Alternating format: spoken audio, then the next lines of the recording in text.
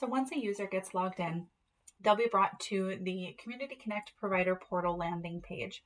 And so the default view that we have set here is to show users their My Caseload. And so what this means is that when a user logs in, what they're going to see is a list of all of the applications where they are assigned as either the care coordinator or the peer support specialist.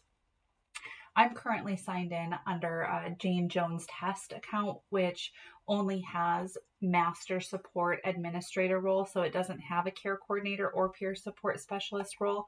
So that's why my caseload right now looks blank. But what most users would see is a list of all of the applications where they are currently assigned as the care coordinator or the peer support specialist. So from this landing page, there are several different tabs. The first is pending records.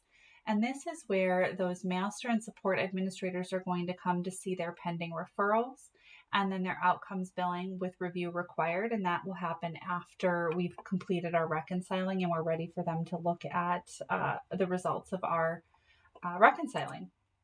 If you click on this applications tab, this is where users can get an entire list of all of the active applications as well as the closed applications. And so from here, there are a couple of different features I want to point out. The default is set so that the application IDs are sorted by number. So you're going to see your oldest application numbers first and your newest ones last. There's 5 pages worth of applications available here. So you might not want to rely on that kind of searching, but maybe you just want to look for all all applications that are assigned to a care coordinator named Luca. So if I type Luca in here and I click search, it's going to narrow this list down just to those applications where Luca is assigned. If I want to get my view back, I just clear out the search and hit enter again. So now let's say that I want to look for all applications with a last name of, or a first name of testing. If I hit in testing and I click search, it's going to give me a list of all of the applications with the name testing. So there's one way to search there that I wanted to point out.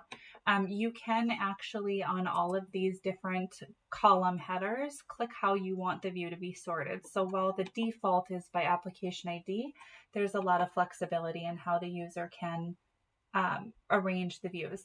The other feature I want to show you is this export to Excel button. So if I click this export to Excel, I'm going to get a little pop-up down below. And what it's going to do is it's going to generate an Excel list. And I'll pull this over into our view here. It's going to give us an Excel list of all of the applications that are sitting in an approved view, and it includes all of those column data points that we have in that view. So if you ever want to do any kind of analysis on your different record types, then you can use that export to Excel feature.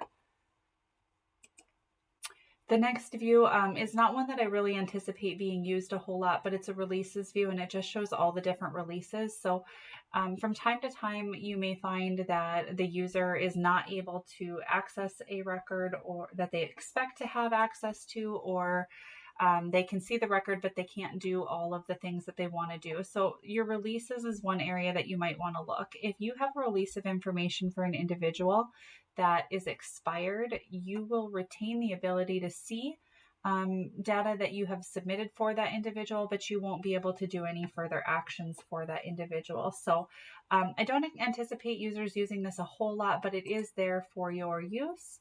And then here we have a list of all of the different referrals. Again, to access an individual's application, you have to have that valid release of information and a referral. And so you can, if you wanted to see how many referrals your team has accepted for the month, you could click this export to Excel button and it would show you all of those referrals for active applications.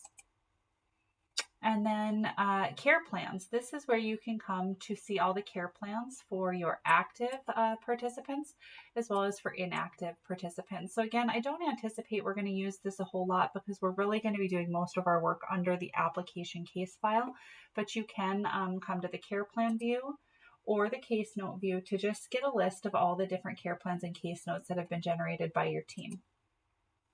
And then we have the same thing here, outcomes billing and participant updates. So again, I don't anticipate using these views a whole lot, but they are available to you. The final tab I want to just briefly review is the agency tab. And so here you've got your account information. You'll see that these are locked. If there's something that needs to be updated, please let your program lead know.